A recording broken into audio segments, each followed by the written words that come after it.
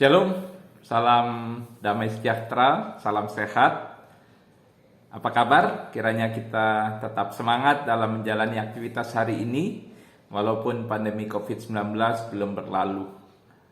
Kita akan kembali mendengarkan sapaan Sabda Tuhan di hari ini, hari Kamis 10 Juni 2021. Namun sebelumnya mari kita berdoa mohon bimbingan Roh Kudus. Kita berdoa. Tuhan, terima kasih Engkau menuntun kami memasuki hari yang baru, hari yang Tuhan anugerahkan. Kami bersyukur untuk kekuatan, kesehatan, untuk berkat-berkat Tuhan yang Tuhan anugerahkan. Terima kasih untuk nafas hidup dan juga keselamatan.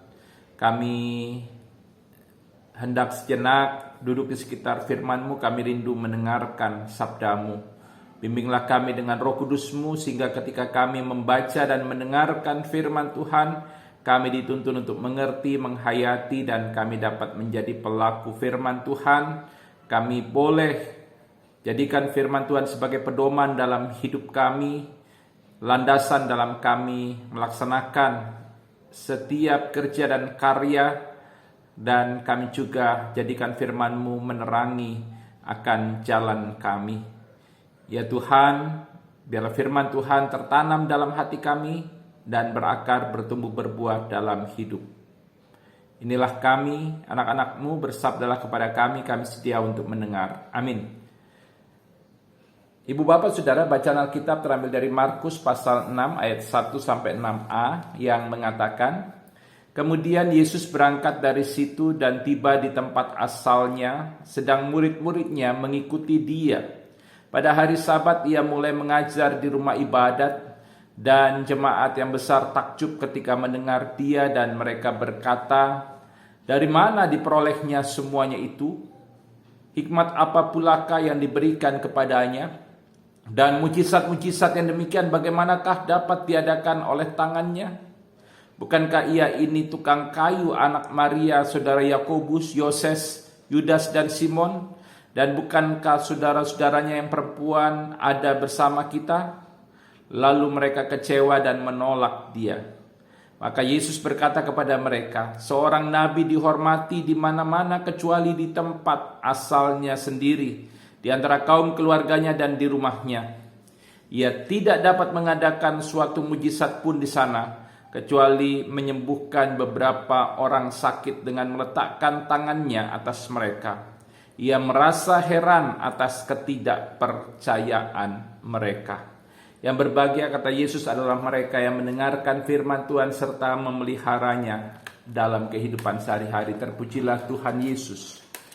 Saudara-saudara yang dikasihi oleh Tuhan Yesus Kristus, kisah yang diangkat oleh penulis Injil Markus yang kita baca tadi sangatlah menarik. Dikisahkan tentang Yesus yang pada suatu waktu mengunjungi Nazaret. Nazaret adalah kota di mana Yesus dibesarkan oleh orang tuanya, yaitu Yusuf dan Maria. Namun yang menarik dari kisah tadi adalah di Nazaret, di tempat di mana ia dibesarkan, ia justru ditolak. Mari kita coba memahami dulu apa kira-kira maksud kedatangan Yesus ke Nazaret. Tujuan Yesus datang ke Nazaret tentu saja bukan untuk pulang kampung dan berjumpa dengan orang tuanya ataupun saudara-saudaranya atau juga orang-orang sekampungnya. Tujuan Yesus pulang ke Nazaret adalah untuk memberitakan tentang kerajaan Allah. Kerajaan Allah yang hadir dalam diri Yesus itu harus diberitakan, termasuk di tempat asal di mana Yesus dibesarkan. Dan dikatakan pada hari Sabat dia masuk ke rumah ibadat dan dia mulai mengajak. Dan orang-orang yang mendengar pengajarannya itu takjub. Mereka kagum mendengar pengajaran Yesus. Namun mereka meremehkan kata-kata pengajarannya. Mereka meremehkan apa yang dilakukan oleh Yesus di Bait Allah itu. Mereka menganggap bahwa tidak sepantasnya, tidak layak Yesus mengajar seperti itu. Karena yang mereka ketahui, Yesus bukan imam. Mereka tahunya Yesus itu bukan ahli Taurat. Mereka juga tahu bahwa Yesus tidak pernah mengenyam pendidikan khusus untuk mengajar tentang hikmat atau Taurat Tuhan. Sehingga mereka menganggap bahwa walaupun pengajarannya itu indah dan menakjubkan, tapi dia tidak layak untuk mengajar. Dia tidak pantas untuk mengajar. Dan mereka juga menolak Yesus karena mereka mengenal latar belakang hidupnya. Mereka mengenal Yesus itu sebagai tukang kayu, perajin kayu, yang biasanya mengerjakan segala pekerjaan berbahan dasar kayu, membuat kapal ataupun mengerjakan perabot-perabot rumah yang berbahan dasar kayu. Intinya mereka mengenal Yesus itu sebagai orang yang biasa, orang sederhana, bukan siapa-siapa. Dan dia juga berlatar belakang dari kehidupan keluarga yang biasa. Dia bukan keturunan ningrat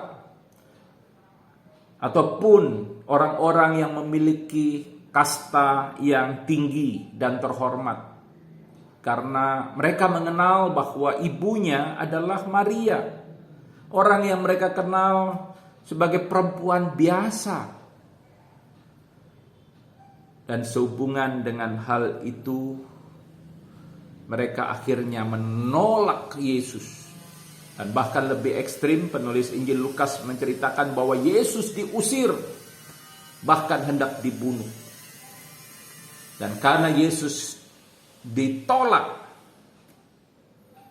dan banyak orang yang tidak percaya kepada Yesus di Nazaret, maka dikatakan tidak banyak mujizat yang dilakukan Yesus di Nazaret. Saudara-saudara yang dikasihi oleh Tuhan Yesus Kristus, apa yang mau kita renungkan dari pemberitaan firman Tuhan hari ini? Kuasa Yesus memang tidak terbatas. Tetapi dari sini kita melihat bahwa ketika kita tidak percaya, ketika kita menolak kuasa Yesus yang tak terbatas itu, kuasanya yang menyembuhkan, kuasanya yang memulihkan, kuasanya yang dapat mengatasi segala perkara persoalan yang kita hadapi. Ketika kita tidak percaya atau menolak Dia, bukan tidak mungkin kuasa Yesus yang tidak terbatas itu tidak akan pernah kita alami dalam hidup kita. Ketika kita menolak Yesus dan tidak percaya kepada Yesus, maka jangan berharap bahwa kita akan mengalami kuasa Yesus yang tak terbatas. Kuasanya yang memulihkan, menyembuhkan. Kuasanya yang dapat mengatasi persoalan kita. Jangan kita harapkan terjadi. Penting untuk kita beriman kepada Tuhan Yesus, percaya dan menerima Dia.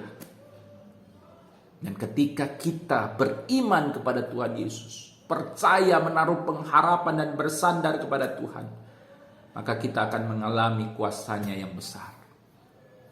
Dia akan memulihkan kita, Dia akan menyembuhkan kita, mengatasi segala persoalan dan pergumulan kita. Bagi Dia tidak ada yang tidak mungkin. Dan kita belajar dari firman Tuhan hari ini untuk tidak melihat seseorang dari latar belakang sosial, latar belakang pendidikan, dari kastanya, dari tingkatan kehidupan keluarganya.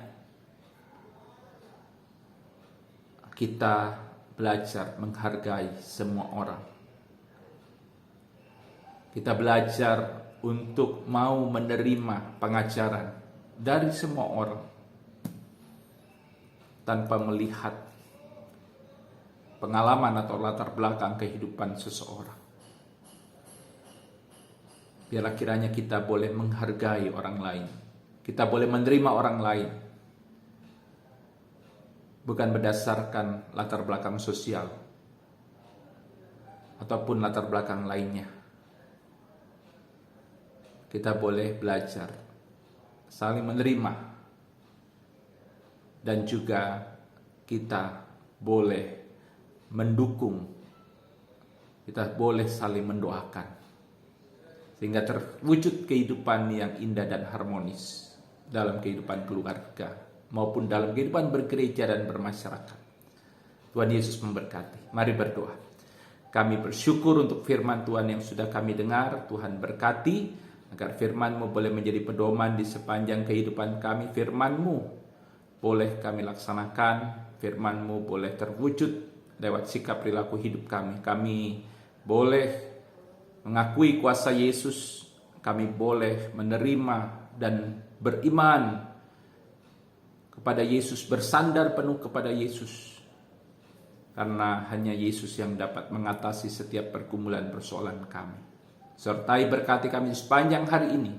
Biarlah kami boleh percaya, beriman, dan kami boleh membuka pintu hati kami, membuka kehidupan kami untuk Yesus berkuasa atas hidup kami. Sehingga akan terwujud mujizat-mujizat yang dahsyat luar biasa dalam hidup kami. Inilah doa kami, dalam nama Tuhan Yesus kami berdoa. Amin. Tuhan Yesus memberkati kita. Shalom.